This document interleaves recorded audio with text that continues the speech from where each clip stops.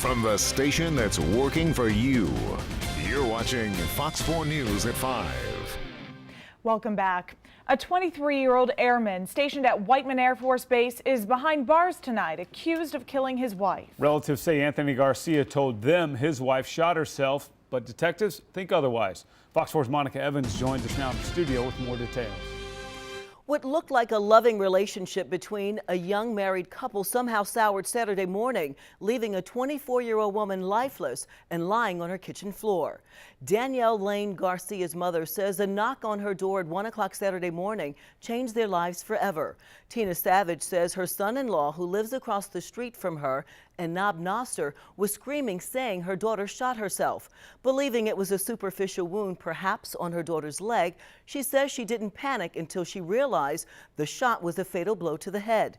While Savage didn't believe her daughter took her own life, investigators didn't either. They took Danielle's husband, 23-year-old Anthony Garcia, into custody. He just told us to get over there and that Danielle had shot herself. I was calling 911 on the way over there. And when I walked into the house, the door was open and she was laying on the floor.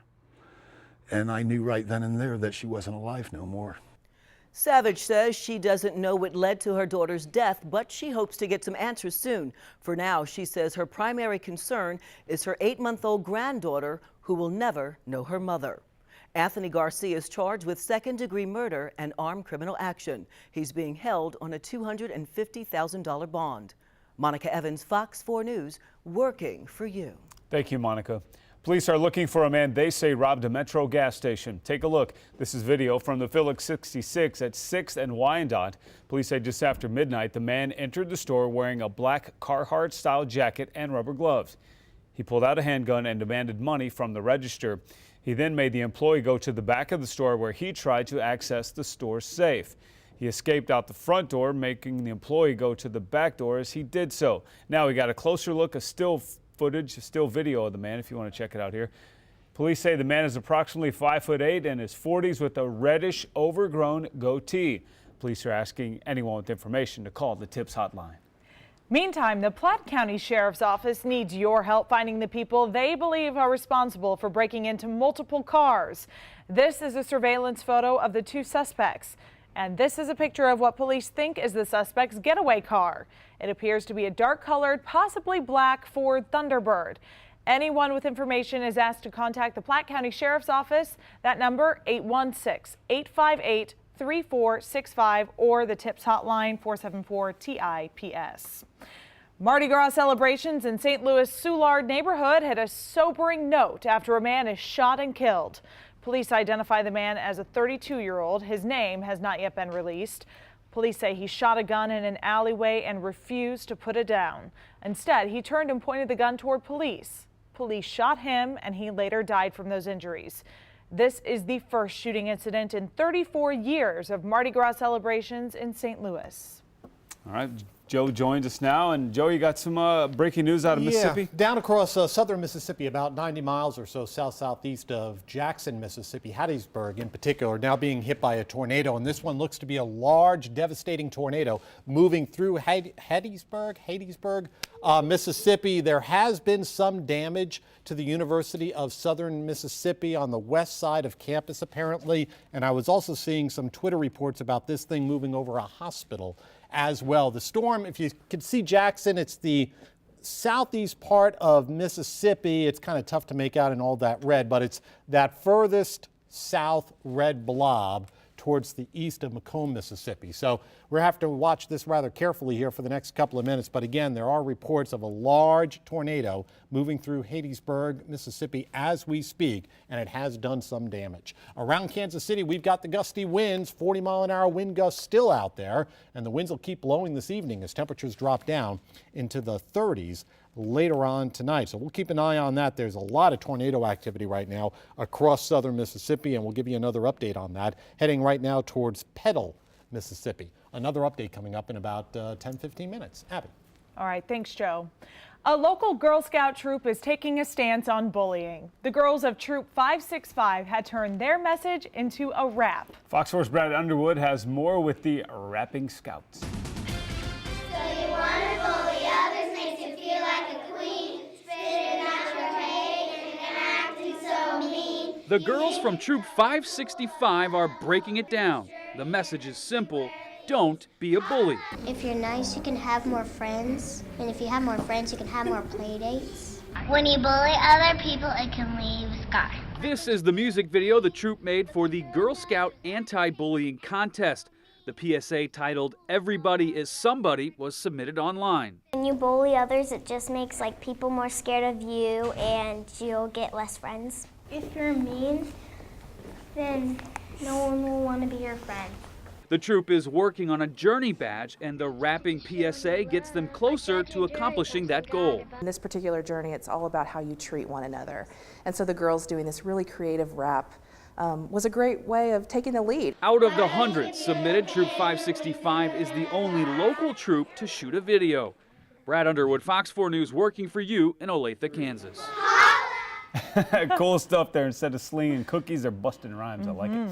All right, check this out. You gotta like this, right? Crazy costumes, loud music, and delicious food. No, not Friday at Abby Eden's. It's Rio de Janeiro, and it's Carnival. You give away all my secrets. Every girl dreams of their wedding day. Why should our service members have to compromise theirs? One group makes sure they don't have to. You're watching Fox 4 News at 5. We're working for you.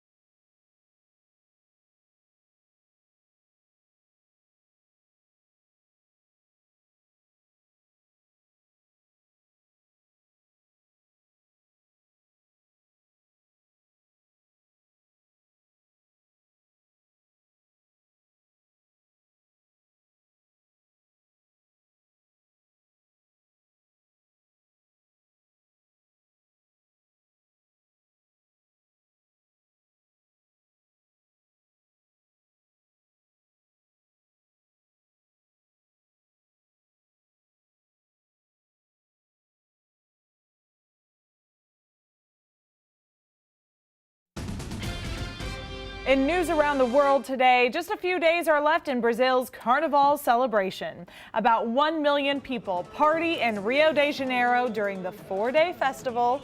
The highlight of the festival is the Samika Parade, where schools compete in full costume. Some of those schools have as many as 5,000 members participating in the parade. Along with the samba, it was a samba parade, I'm sorry about that, are hundreds of people partying all over the streets in the city. The festival is a huge financial boost for Rio de Janeiro. City officials expected to generate close to $665 million for the local economy. That's a lot of partying money. I'm amazed at those dance moves. All right, Celine Dion performed at China's Central Television Spring Festival Gala this year, if you didn't know. It's marking the first time an international star has been invited to the event. She sang a Chinese folk song called Jasmine Flower as a duet with a top Chinese soprano. She also gave a solo performance of My Heart Will Go On from the Titanic. China Central Television's Spring Festival Gala is the #1 annual program in China, and get this, it's aired live on the night before the first day of China's traditional lunar calendar. It's been held every year since 1983 and is broadcast live to more than 1 billion people. That's awesome. Every girl dreams of a beautiful wedding, but many military couples never get the opportunity to celebrate a big day with family and friends. Fox News correspondent Elizabeth Prawn shares how one group of volunteers is changing that. For Coast Guard Chief Petty Officer Jason Smith and his bride Amanda, walking down the aisle at a big wedding was something they thought would never happen. Because deployments, you never know, something could go wrong and he has to be called out and be gone for a few days or a few weeks. For many, their wedding day is only a simple ceremony at the courthouse. It's not easy to plan a wedding. Until Weddings for Warriors came along. This group of volunteers in Savannah, Georgia, comes together, plans, and pays for active duty military couples' weddings, as well as vow renewal ceremonies. The stories are so similar. He or she was being deployed.